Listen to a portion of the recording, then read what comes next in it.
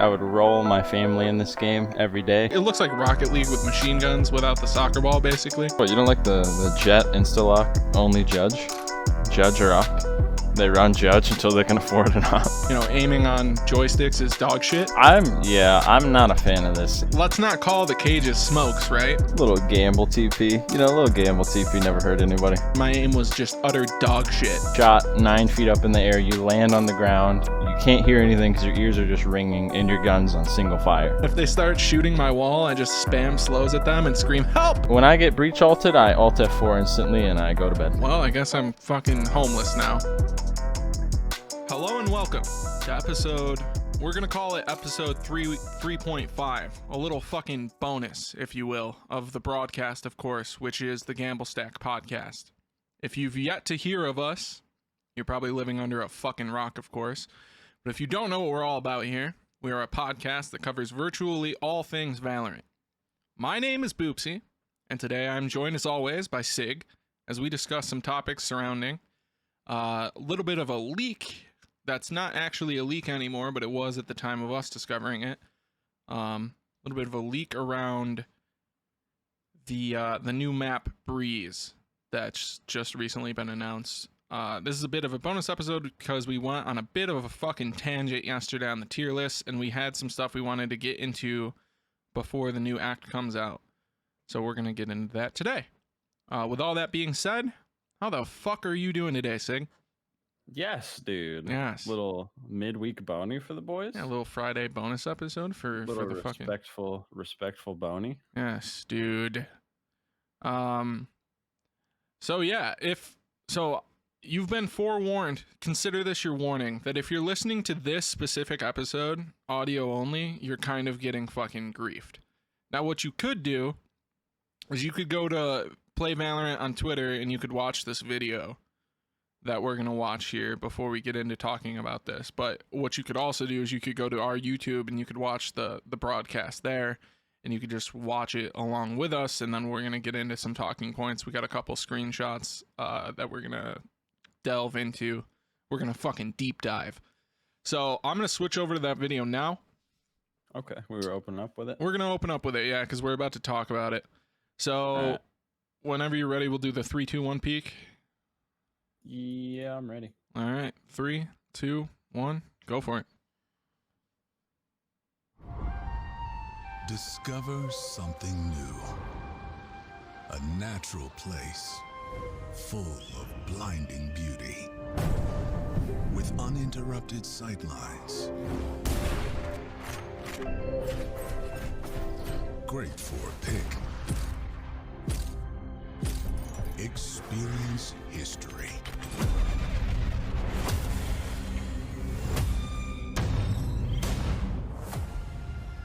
And create your own.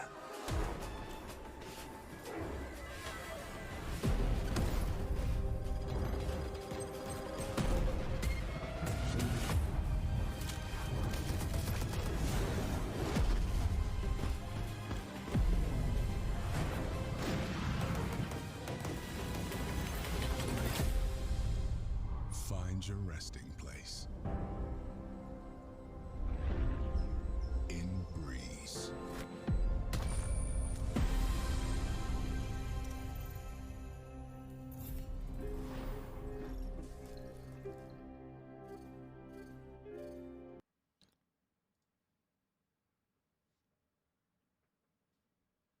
All right.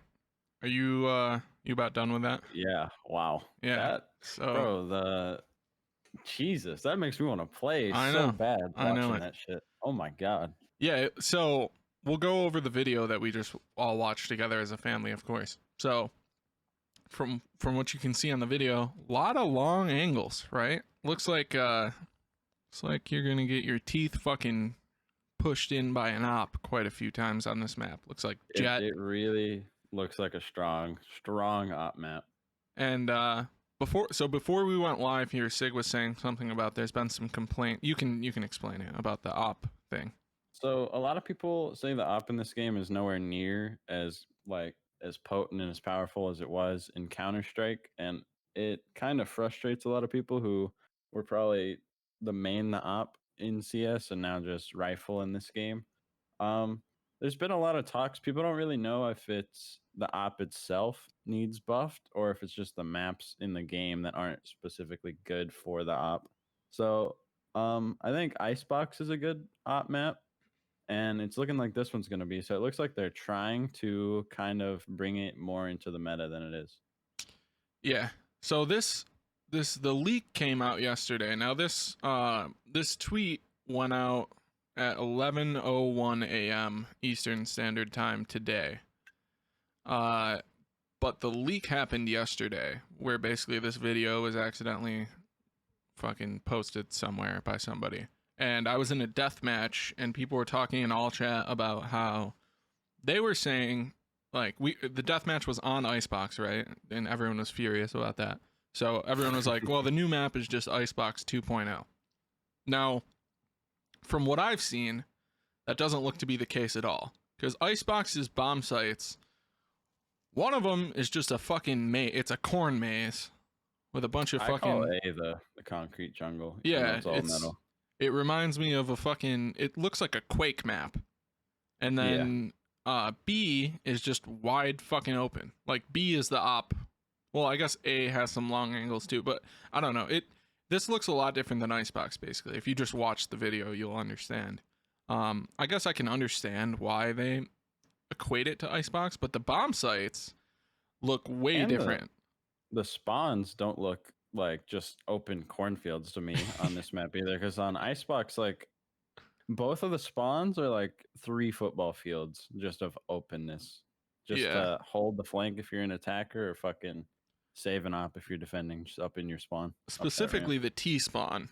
So the attacker side spawn is just a fucking... It's just a football field worth of open nothingness to hold an angle on.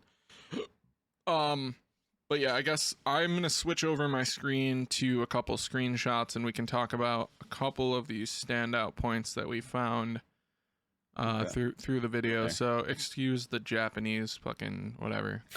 But it's just this is I pulled these from the leak, not from the video itself. So the one up top here, this to me looks like mid. Now I don't know if we're looking across the map horizontally here, or if we're looking from like CT to T or T to CT. I don't know what the fuck we're looking at, but it looks like mid to me. It looks like this little door on the right hand side leads to a bomb site. I'm not sure which one. And then I'm assuming there's another connection to the other bomb site on the left hand side. You can see there's this random fucking wall in the middle that just kind of blocks line of sight. I'm assuming that's to keep the op from just being horrendously strong. But this, regardless, it just looks wide open, and it looks like an op map. Is there anything you want to pick out of this top image?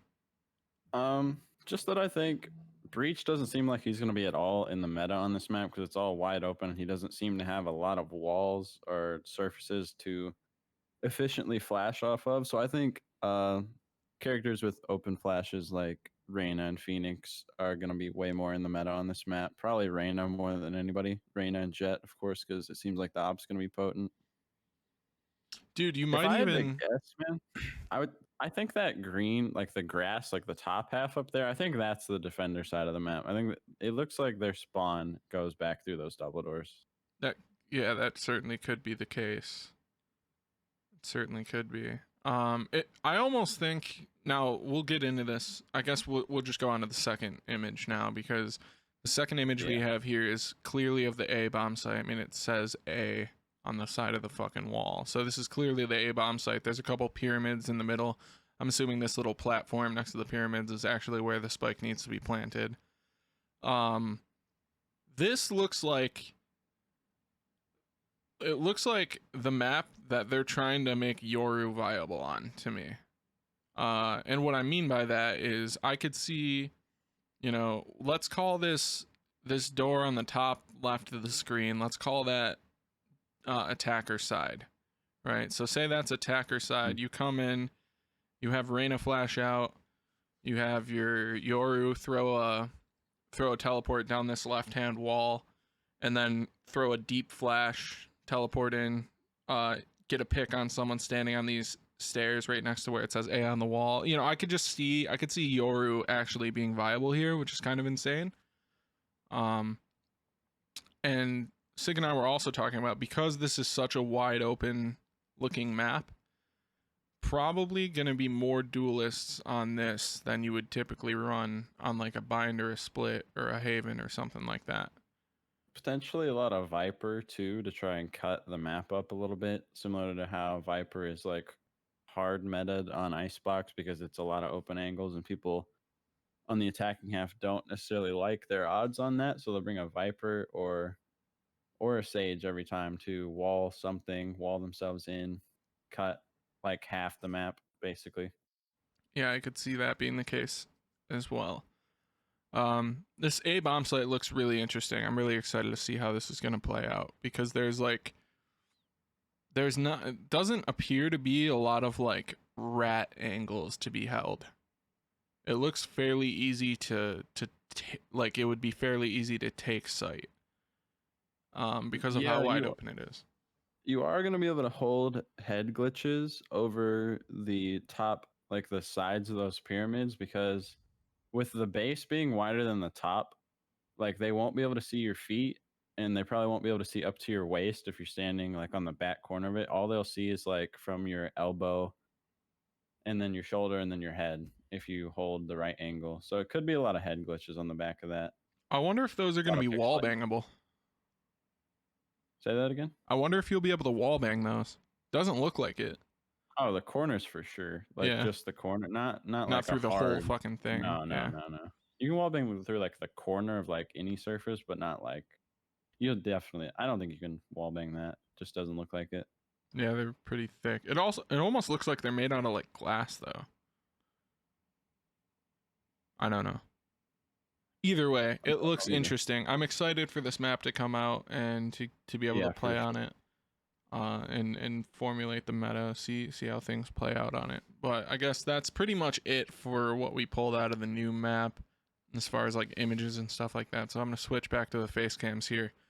I'm sure you can go, rewatch the video and extrapolate whatever you want out of it. We just kind of pulled this together and wanted to go over a couple things. But it looks like a fun map. Is there anything else you have to say about it? Does.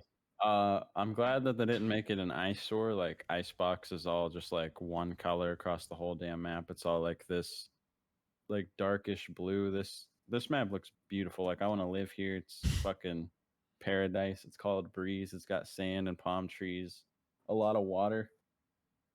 Yeah, there is water on the ground on that A bomb site, right? Like around those pyramids. That's what it looks like. It looks like a little fucking fountain. You think it's gonna be audible running through that shit? Probably, yeah. I would guess that yes, it will be. Okay. I really am curious to see what the backside of that A bomb site looks like. Like if there's like rafters or anything back there. I don't know. Or if it's just like a wide open fucking playground, a couple swing sets maybe. Anyways, moving on. So the rest of these topics on this bonus episode are basically the stuff we were planning on getting into in episode 3, but because we ran long as fuck, we went on an absolute fucking tirade about the tier lists. We didn't quite get there. So this is just going to be like literally there's no theme to this. It's the most random shit we just could have come up with. So fucking strap in, I guess. Strap it in. Yeah, go ahead and lock it in for me. Get your shit, lock it in. So the first topic we're going to go into is counter-strafing in Valorant worth it at all? And if so, when is it applicable to do so? So this is a question that I asked Sig a couple days ago because I was genuinely curious. Counter-strafing's I've never fucking done it because I never played CS, right? And as far as I can tell, doesn't seem necessary in Valorant, but I don't have that many hours into it, so I wanted to pick Sig's brain a little bit, so I'm gonna turn him loose on this one. My answer to that question when he asked me was I think it's very, very situational. I told him I probably only do it for like 1 out of every 50 of my gunfights. Is that what I said? Some like crazy high number. Yeah, you said like 1 out of 50. You said basically The only time you counter strafe is if you have to peek into an ops line of sight, basically. If you're forced to, or if you know somebody's holding an angle, not moving off of it. It's useful if you're on like 1 HP and you just want to fucking jiggle peek something one time and get one bullet off and hope you get that headshot. It's not. I don't do it often at all. Well, I'm gonna call bullshit because I was Yeah, that one round was the most I've counter strafed in my entire life. yeah, I was fucking spectating Sig the other day, and we're in a 2v3 or something post plant, and Sig's just feeling himself. He's fucking peeking every angle you could possibly peek, and just counter strafing, tapping one bullet head level at just nothing. You know, he's firing at our teammates' feet, and then he's peeking. Hey, we won the round. We won the round. Yeah, we did. Sig was on an absolute fucking tear, and that's what prompted me to ask this. So I was like, "Do you counter strafe every time you peek a fucking angle? Because that seems just excessive." And then he answered, "No." You know, he was just kind of trolling. So, but yeah, I don't think counter strafing in this game is near as important as it was in Counter Strike, because you don't have the same momentum like mechanics that you did in Counter Strike. Like in Counter Strike, you let off of your strafe key and you take like another half step, basically. That's true. Yeah. In this game, you let off of your strafe key and you just kind of stop.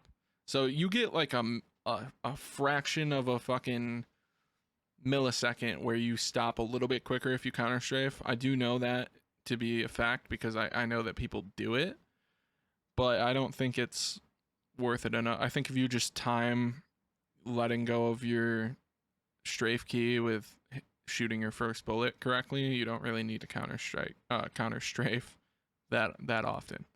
So that's our thoughts on that topic. The next topic. Boopsy asked me this question about a week ago. Also, he said, "How many agents should you really learn? Is being a one trick okay?" I told him, because he was trying to hard main Sage, I told him when I first started playing this game that I kind of tried everybody and I didn't want to get hooked on any character. Agent. God, I need to stop calling them characters Let's just call them heroes, right? Yeah. I told him that he should try to get good with at least like probably I'd say 3 agents that he could flex around, because there isn't really one agent that needs to be ran every single match, every game, every map, every bomb site, all that good stuff. And I think it helps your better understanding of the game to play more agents. It helps you know how to counter certain agents better if you play them, because you see what fucks you up when you are running them. Yeah, that was my take on that. Yeah, I can completely agree with this. Now, like Sig said, I asked this probably about a week ago, which was probably 10 days into me playing Valorant. So I've almost doubled my time played in this game since I asked that question. I can definitely understand why he said, you know, learn a few different agents with I think with different roles is also very important. Like if you're going to learn 3 agents, probably don't learn Killjoy and Cypher in those 3. Probably pick one of them, because they both run a very similar role. And the same thing goes with I guess you could use the argument of Sage and Sky, because they're both healers, right?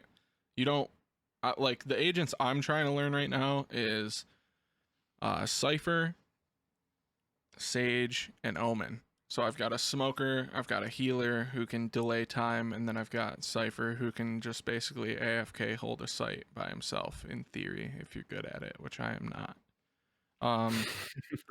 So I think an important takeaway for anyone who's new and getting really overwhelmed with well, there's all these fucking agents and I don't know who does what or what, just do a little bit of research into what their job is.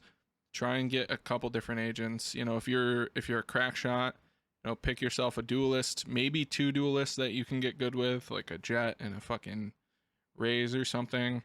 If you're not that crazy with the aim, probably steer clear of the duelist. Pick yourself a smoker, a sentinel, and an initiator or something. Get good with one of each of those.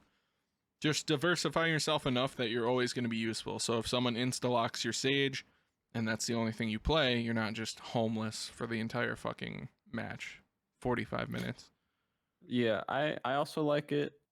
Say you're learning Cypher, he's one of the agents you're learning, and say you're just holding B on Ascent, and all your trips get blast packed by their rays, and you just watch it happen on your camera, and you're just like mind blown by this, thinking that that's so smart. Then you have that knowledge to go into another game, and if their Cypher can't be beaten on B, it seems like you can talk to your rays and help him throw these blast packs that can clear the trips for you guys to get on site. Just Yeah. helps you learn a lot, in my opinion. Yeah, that actually happened to me playing Cypher a couple days ago. Like the first couple times we were playing on Ascent and I was holding B and I was putting a trip like on the door button so I could wallbang through that, and then I was putting a trip on freeway, speedway, whatever the fuck you want to call it. So when they ran down that, I would just pop a cage up and smoke bang them. And Raze threw her blast pack like from B main over through that window just to get rid of all my shit on speedway. And I was like, well, fuck, that's, that's smart. So I can definitely agree with that there. Now speaking of making your utility work for you, I was spectating Sigg. I hopped on Discord and I told him, I said, get in a fucking Discord call with me right now, I'm bored. And he said, all right, I'm in the middle of a ranked game, give me a second. So I said, go ahead and throw your stream up on Discord so I can watch. And he was playing Cypher. This is what made me want to play Cypher, by the way. So he's playing Cypher on that same site, B on Haven. And he set up his trips with cages right next to them, and he had his camera basically looking onto both of his trips, so he could he was sitting in boathouse like a fucking rat with a ghost and watching on his cam to see when they pushed through B main. As soon as he saw like two push through B main, he tagged one of them with his camera, got off the camera, wall banged them, and then the other one ran into his trip. He popped the smoke up, smoke banged him, and then a third one came in. It was like a 2v3 or a 2v1 at this point. Sig's just still in boathouse, hasn't moved. He hasn't hit WASD once. No. And they walk behind to get the door, to close the door off and take the 1v1 on site, hit a trip, he wall bangs them through that fucking wall. And it just opened up my mind to the fact that you can literally, if you're smart enough with your utility placement, you can make your utility work for you. And I think this is one of those things that's opened my eyes to how complex this game really is, and how if you get good at a certain agent, you can basically just get free kills off of using your utility right. Yeah, this is huge when you're like, say you're out of rhythm today, your shot's off, you're getting frustrated. If you just like slow it down a bit, really think about where you're placing your utility, depending on what agent you are, what you're doing with your util. Even if you're on a flash character or duelist, like that you're communicating what you're taking with your team so they can hold the right shit for your flash and dash, etc. It just helps a lot morale wise. Yeah, there's this isn't exclusive to Cypher, obviously. Another thing that comes to mind is like when you play against the good Sova and you don't shoot that Sova dart before the first fucking pulse comes out, and three of you get scanned on A long or something, and then you just, next thing you know, you're all getting pegged with his fucking ult and you're all fucking dead. It's like, damn, dude, that Sova is fucking good. Yeah. So, and it's not even necessarily that he's mechanically better than you. He just comboed his utility in a way that works well for him. So be smart, use your head when you're playing this game. This isn't just a brainless aim only game. You can play it that way and you can have success like that, obviously, but if you're like me and you're not so good at aiming, right? Slow it down, like Sigg said, get your utility out there, make it work for you, and you'll have a better time. You'll see a lot more success that way. Yeah, I play way worse when I'm not talking, when I kind of shut down, not talking, not communicating, not coordinating with my team. Even like what you said about the Cypher, you didn't catch my Cypher on any other map besides Ascent, but often I'll put like a trip in a cage on one site and I'll tell my teammate to yell at me when he wants this cage up that's playing in this specific spot, and I'll be across the map though. And he'll tell me he wants this cage up and he'll get a kill off my trip even though I'm on the other side of the map. And just stuff like that. Yeah, that's helping the boys out. that selfless utility usage, and that's the. So when I hark on fucking Reynas and Jets who just fucking ego peak shit with the judge and fucking raises that double blast pack in and get themselves killed with the spike, like the reason that frustrates me so badly is because they're just playing the game in such a selfish way. That's just like not. It's counterproductive to the goal we're all trying to achieve, which is just to win the fucking match. Whereas if you play like Sigg does, you set your teammates up for success. You know, you might not be at the top of the scoreboard that way, but at least you're coming away with the win, and you did a lot to contribute to that win. So, Doing stuff like that feels just as good as hitting that 3K clip of all headshots. It Yeah. feels it's just as satisfying setting your teammate up and him like complimenting you, saying "Good job, dude. That was massive." Stuff like that. yeah, absolutely. So keep those things in mind as you're going through the game. Now we've got another topic to go into. Now this is one that I'm sure a lot of you are already going to understand.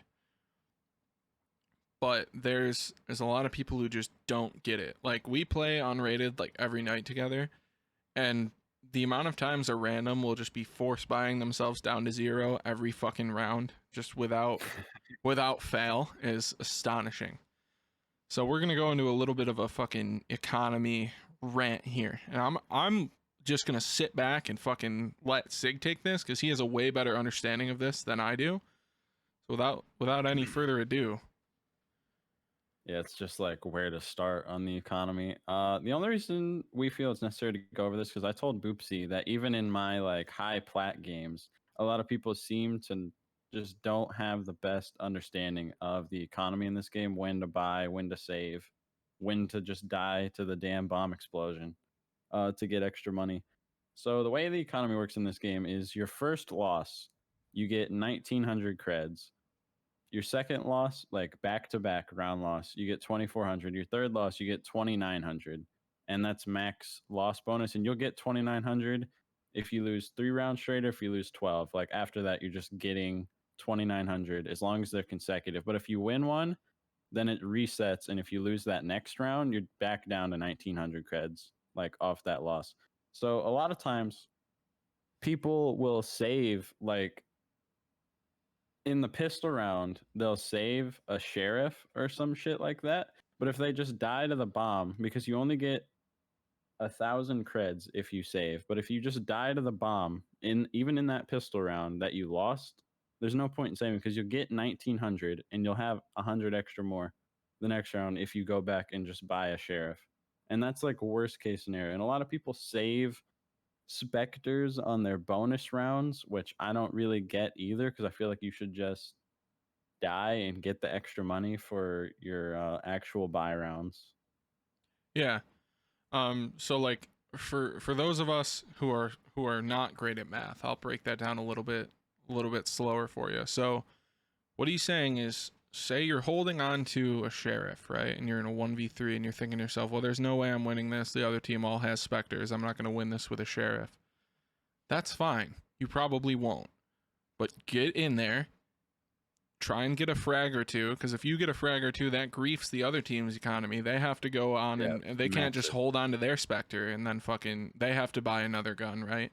And even though you're going to die to the bomb or to another player, and you're going to lose that 800 credit gun, you're getting 1900 credits at minimum back for that.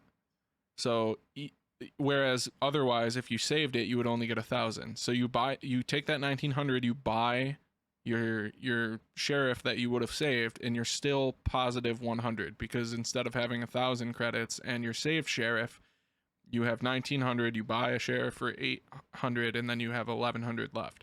So it's still a net bonus for you.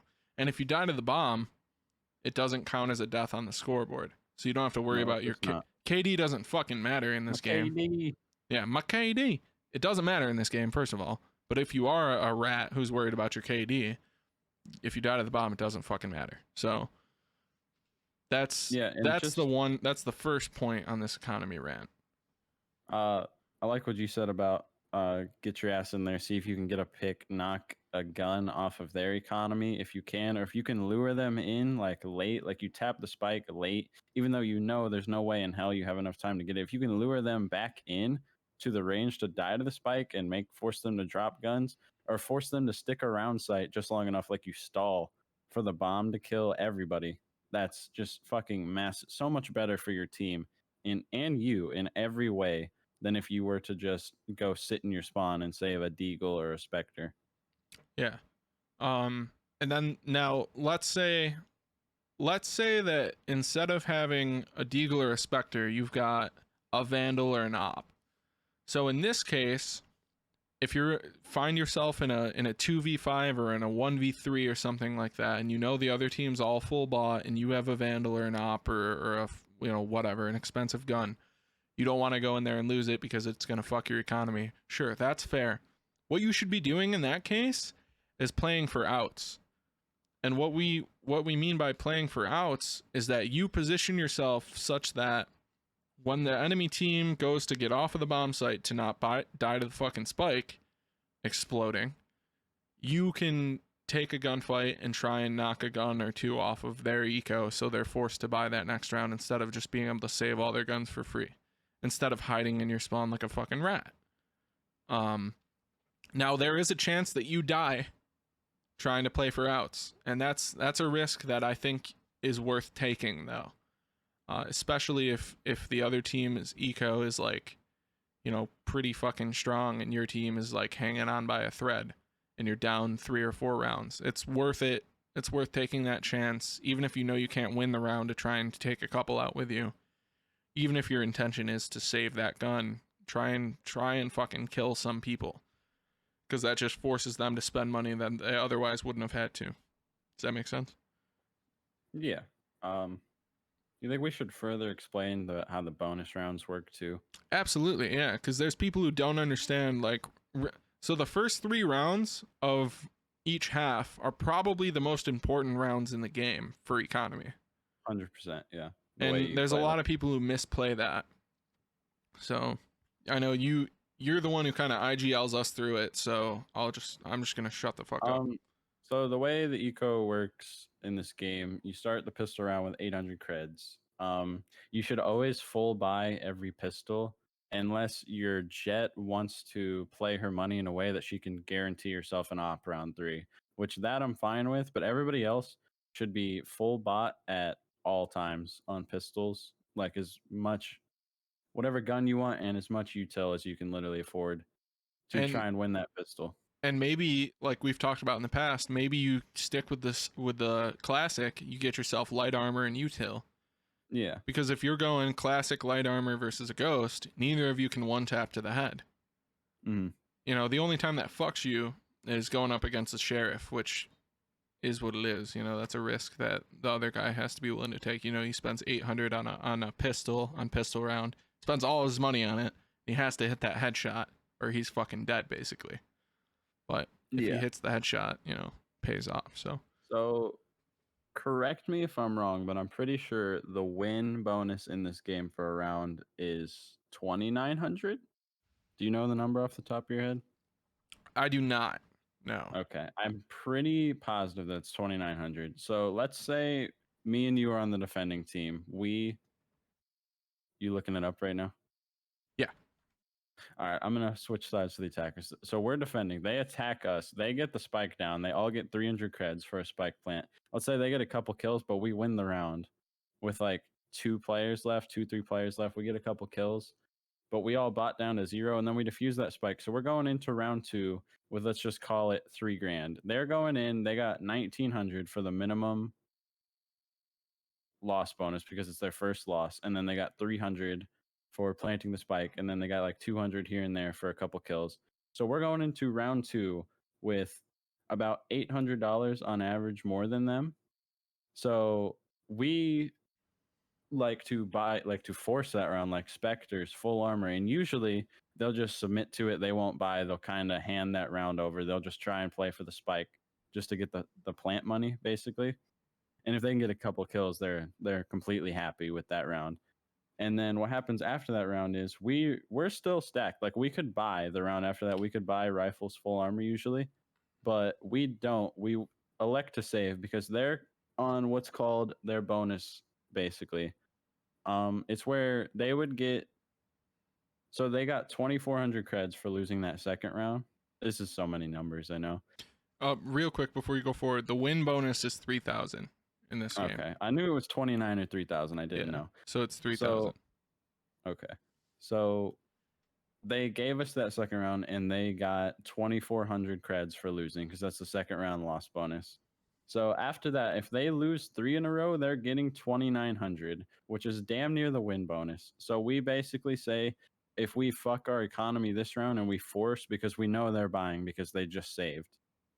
If we fuck our economy and buy, we basically forfeit 2 rounds instead of just giving them 1 and resetting their potential loss bonus. Like, because if we save what bonus technically, and we run specters, all specters and deagles against their full ARs, and we kill like 2 of them to hurt their eco a little bit, but they win the round, get the plant money, all of that.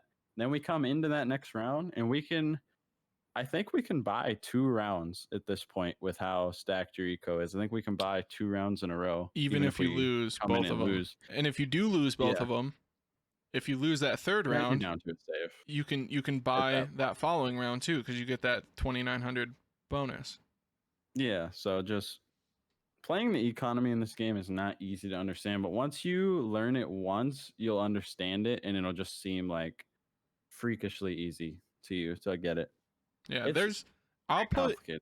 put in the description of this podcast. I found a really good article from, I think it was from .esports, but I'll link it in the description, and it explains everything we're talking about in a little bit greater detail. So if you need to take a moment and read through that to kind of further Just your having understanding, like a chart would be so much easier than to just listen to it. yeah. So that'll be linked below in the description. But yeah, that's very important.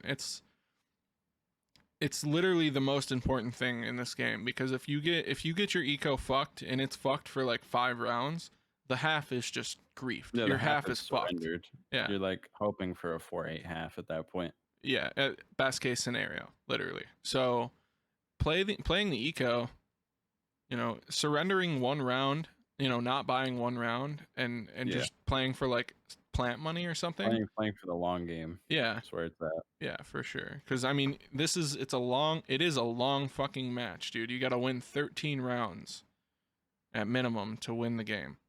So giving up 1 round so you can buy the next and have a better chance of winning instead of like half-ass forcing a fucking Spectre and light armor or something every time, it's gonna pay dividends, literally. So I'm a huge fan for you Jet players out there that like to pop your knives on ecos too, to try and piggyback around, see if you can pop off, get like a 3-4K with the knives and get a thrifty round win with your ult.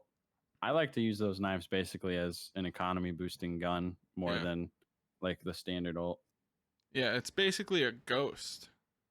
Or no, it's better than a ghost. It's basically a sheriff. Like a semi-automatic sheriff. That's always accurate. Yeah, you can fucking fly through the air like goddamn Pinocchio with it. Yeah, so that's economy stuff. I don't know if there's anything else you want to get into on the eco. I don't know what else we could really say. Nothing much, really. The gist of it is if you win the pistol, buy a goddamn Spectre and then forfeit round 3. Yeah, essentially. No, don't like throw round 3. No, try to win it, but don't buy the third round if you've won the first 2. Don't force a phantom and full armor round 3 if you won the first 2 rounds. Yeah. Even if you died that second round and you have to buy anyways, buy a sheriff. Buy a deagle. Buy a sheriff and like no armor or light armor. You usually can't afford full because it'll kind of grief your eco for the long game. Just get a deagle, counter strafe, try and 1 deag somebody, play aggro even on your bonus rounds, try and catch them off guard, like do a flash smoke push down mid, flash and dash with the boys. Shit like that. Little gamble stack maybe, little hookah gamble stack maybe, I love it. Yeah. Try and mix it up on those bonuses when you're already at a disadvantage. Like having the surprise factor can swing an entire round your way. And if you win that round, then they have to go back down to a save, and you're up 3-0, then you're gonna roll. You're guaranteed like 5 rounds that half at a fucking minimum. Yeah. And a lot of the time it goes further than just those 5 rounds if you play it right too. Yeah, it'll So, go morale wise. Yeah. Their morale will start to tank. 'Cause if that you- kind of stuff. I mean, if you're on the other end of that and you've lost 3 rounds, you lost your fucking full buy against Spectres, right? You're pissed. Everyone's furious. Yeah, Your you're comms mad. are in shambles. The Discord call is silent. No one's fucking everyone's pissed. Timmy threw his fucking mouse across his room and it's double clicking now. It's just, you know, you just good got to shit. play the long game, man. Yeah. All right, so I know we fucking griefed you guys on the dumb strat of the week on episode 3. So we're gonna bring it did. back full circle and we're gonna get into this one. You want to take this one? I'll explain it. I'll introduce it. How's that sound? Okay. You're the Yeah, master of these dumb strats. It always seems. So the dumb strat of the week is this is probably my favorite one so far. It's a close sec. It's either my favorite or a close second to the Bucky for the long range. But this one is basically if you're playing a Brimstone and you're in a shit spot, right? Like they're pushing out onto site, you're in a rat corner, you have a deagle, you're fucked. You know, they've got vandals, you've got a deagle, you have no armor, your back hurts, the sun's in your eye, you can't fucking breathe, you're having an asthma attack. Go ahead and put your Brim alt in your lap. Alt yourself. On your fucking head. Alt because yourself. the theory behind this, you can actually sit in the damn thing for I want to say 3 whole seconds. It does massively reduce damage to you and your teammates. Like you can run through one side out the other and have like 50 HP. So I've done this a couple times. I think I've done it 3 times. It's worked exactly one of them. I got a kill. But it's hilarious. You're gonna though. catch him off guard though, because Yeah, you they're know not that expecting when a there's a- fat old dude with a beard to come out of a fucking volcano upside down, just pouring on his head with a frenzy in his pocket. put yourself in the other team's shoes, right? So Yeah, you're pushing out on a site, a Brim alt comes through, everyone gets out of dodge, right? And you're thinking, okay, so site's clear, right? Because Brim's fucking Hail Marying his ult from across the map trying to stop this plant right now. So you're not thinking, you know, the pitter patter of an old fucking, just a 93-year-old man is about to come bunny hopping out of his own ult and fucking one tap 2 of you. But that's exactly what you're about to do, right? It's fucking hilarious to watch this happen. It's the funniest thing I've ever seen. Toggles is a fan of it. He calls me a dumbass every time I do it. I think we call you a dumbass with a lot of the stuff you do, but then it works and we all just kind of shut the fuck up.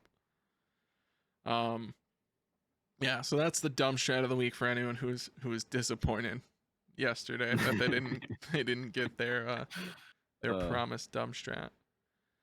So what do you want to do, Sigg? You want to call this one short, or do you want to go into the podcast questions? We've got 3 from a couple days ago. Looking like we're at 42. We could go on some podcast questions. Get this to like about normal time. Yeah, we certainly fucking could. This isn't all of the questions. I think 1 or 2 came in this morning, but I'm not going to include those ones. We'll go for Monday on those. Okay. So number 1 is from our friend Fresco, who did, of course, get thrown out of his own apartment and broke his collarbone about a week ago. Unfortunate. Now. R.I.P. Fresco. They talk about the movement. He says, and we kind of already got into this, but we'll elaborate, of course. He says, what is wrong with the operator? Compared to the op in CS, it seems just so much worse. Alex said earlier that a lot of the maps in this game, with the exception of Icebox and perhaps Breeze, we'll fucking see, aren't really conducive to that. I think Ascent's good for it as well. I think the 3 base maps are not great for the op. They seem to make mid a little more open to try and make it more powerful, seemingly, on Ascent, which I think that's arguably the best op map out. If I don't know the meta on fucking Icebox, because who does? Yeah, sit in your spawn with an op, right? That's how I see it played. Yep. Yeah, I think I can agree with you on Ascent. You know, if you're holding defense, you can sit in fucking pizza and hold top or bottom cat, whatever, however you want to call it, the fucking cat where the 90 is. And if you're on attack, you just sit in the opposite spot, peeking the exact angle that you would be holding on defense with your op. But yeah, I don't think it's a problem with the gun itself. I think it's just the maps aren't very conducive to it. I mean, the gun fucking one taps, so it's strong, right? But Yeah, they made it a lot harder to fit into the economy because Jets used to be able to guarantee ops round 3 just by saving 200 creds in the first pistol and then not buying the round after that. They would have an op round 3, even if they lose the fucking rounds, just by saving 200 creds. But now that they upped it to 5K, what did it used to be? 4,500. yeah, that's what it was defaulted to when it came out. And they reduced the jump peaking speed of it, like the time to shoot after you jump ADS land. Your gun takes like an extra half a second to get accurate. You can't just remember jump peaking back Yeah, you in could the like day? bunny hop across the corner basically and fucking Yeah, full momentum. Yeah. Is bizarre. They nerfed that, which I'm fine with because that's like one of the more frustrating ways to die. For sure. Yeah, but again, I don't think it's a problem with the gun itself. I think it's more of a problem with the maps. Because I mean, you shouldn't be bunny hopping around with a fucking Barrett 50 cal in your hands, right? You should No. be holding an angle if that's the weapon you're gonna choose to use. And again, if you're on Jet, right, you have a get out of jail free card. So if you miss your shot, you just yeet yourself out of there and you're chilling. So I don't like op. I don't like using the op very much at all. I used to not, but it's grown on me a lot. I think it's because it's not as strong as it used to be. Because I used to just be on the train that it was kind of broken when this game first came out. But I think a lot of it was nobody knew how to counter it. You have so many pieces of utility to counter it, whether it's your own jet. If you just smoke, like even if you're pushing C long on Haven, you just smoke C long every round if there's an op there. So like, what are they gonna? They just wait for you to come out of a smoke, but you could come out of any side. You can Phoenix flash out of any side. You could fucking yeah. Omen blind anywhere. There's just a lot of ways to counter it in this game right now. And what now I say I don't like using it. The reason I don't like using it's not as if I can't hit my shots with an op. I can kill a person with an op. That's not the problem. The problem from my In-game, of standpoint, course. yeah, of course, yeah, I would never shoot a human being. I would shoot a character, a hero in Valorant, of course. The problem from my standpoint is it pigeonholes your playstyle so hard. I like to be able to, if I see an opportunity to take space, I want to be able to fucking take the space. If I have an op in my hand, I'm kind of like, well, if I take space and die, now they have an op. So I can't do what I want to do with the round if I'm holding an op. Whereas if I have a phantom, I don't fucking care. Take my phantom. It's got the Oni skin on it. It's gorgeous. Enjoy it. You know, I don't fucking care if the other team gets their hands on it, really. But yeah, that's the main reason I don't like it. It's not as if I don't want to.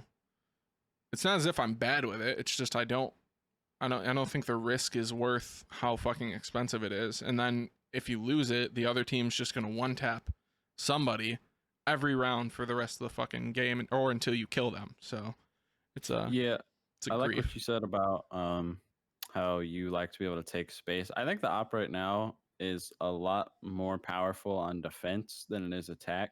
Even if they smoke your like heaven on let's say bind, you can fucking walk out of that smoke like and still have a little platform to stand on. So unless they do like the truck smoke, you can change up where you're standing. If you're a jet, you can updraft onto the truck onto like 6 different boxes on that site. And just a lot of if you catch somebody off guard with an op, like they're not expecting you to be there, that's somebody's dead on that other team.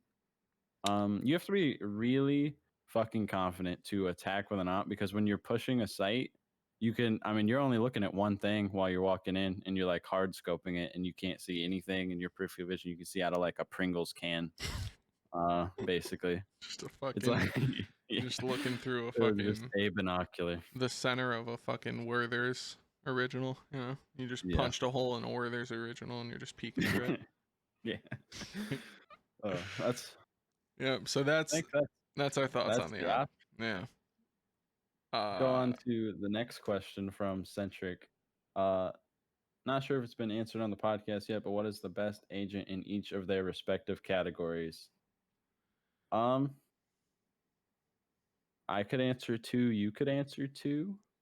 How you want to split this? Or we could both answer 4. We could both. I think we both give our opinions on all of them. All right, I'm gonna go controller first. Which is the smokes. I think Viper's also a controller in this game. As yesterday I said in the tier list, I think Omen is the best smoker. I don't think I'm gonna go too into depth on We these just today did since we just yesterday, did the yeah. tier list. Yeah. Yeah.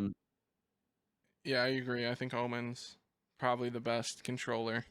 Sentinel, I would say I would give. Well, I'll let you talk. Actually, fuck. All I was You gonna had say Omen is he's top just 2. the other controllers. Like with Viper, I think she's stronger on defense than she is on attack. And with Brimstone, I think he's stronger on attack than he is on defense. But I think Omen's good on both. So that's the main reason. Okay. Sentinel for me, it's Sage at the top. I think she has a slight edge over Killjoy, just because of the heals, the res, slows the wall. Her voice lines in the buy phase are slightly worse than Killjoy's. That's all Killjoy has, I think, over Sage. I'm gonna disagree. I think Killjoy is the best Sentinel. I think her. I mean, I said this in yesterday's episode 3, but I think her ult is the best ult in the game. There's not another ult in this game that can single-handedly win a round. Like, you place that down at the right time and you take sight and you've won. You've won the round essentially, as long as you play it right afterwards. Now, I guess you could say the same thing with a Sage res.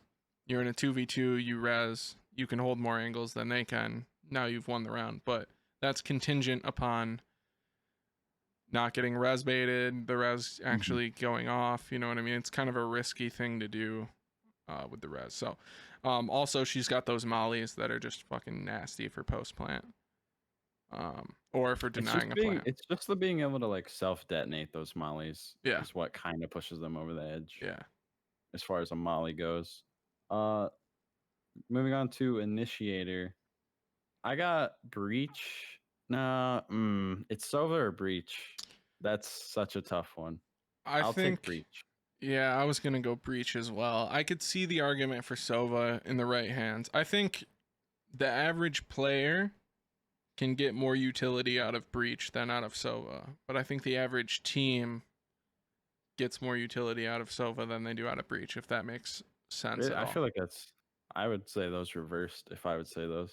Really? Like the average player. Yeah, because like Sova, you just pin a dart back sight and all you gotta do is drone. But that's only that's only one of his abilities though. Difficult. That's only one of his abilities, right? With breach, yeah, you can clear any angle you want with his C, with his fucking whatever the fuck it's called. You shoot fire through 6 walls.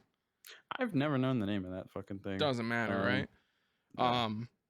And then you've got his alt and his E, which is on a cooldown, so you can use it 2 or 3 times a fucking round, are just really good at clearing like an entire lane, basically, or griefing an entire. We'll call it griefing an entire lane. That argument then. So you know what I mean, and that's all stuff you can do just by yourself with no intel, no help from anybody else. Whereas with a Sova, you know, you can shoot your E dart and you can get intel on a site, but you don't. That's all you get is the intel. You don't. There's nothing inherently actionable. Shock darts is not the freest thing in the game. And his ult too. You know, his ult is one of the harder ones to use. I would say, you know, Jets is definitely harder, but Sova's ult, if you don't have any intel to go off of, you just don't fucking use it, right? I've been whiffing my Sova ults lately. Whiffing those things. That's one of those things where I know at one point we went into, you know, what would you change about an operator to make them more not more viable, but like make more sense in the hands of the person playing them. I think Silva's ult needs a little bit of a change. Just the fact that you're so fucking locked in with it, like you can't really fucking turn at all. Yeah, I think that's almost like the farther you are away, the better. Because if you're close to somebody, they can move so much farther on your screen than if you're far as fuck from somebody that you tag. Like max distance with that, it's so much easier to kill somebody than if you're fucking like 20 meters away. Yeah, for sure. Um, So yeah, I would say Breach. I don't know. I think those are the best top two out of the. Well, I'd say those are two out of the top 3 agents in the game are the initiators. Yeah. Sova and Breach. probably. Duelists, I have Jet. No, fuck. I don't know. If you say Jet and Reyna, Reyna the are right there, podcast is man. canceled. Jet and Reyna are right there. Okay, so it's Jet, right? It just depends on the map. It depends on the map. I want to die. All right. Well, I'll keep that in mind for sure. I'm uninstalling You're on with Audacity off Jet? my computer as we speak, and the podcast is fucking canceled, right? I think Yeah, of course. I think Jet's the best duelist.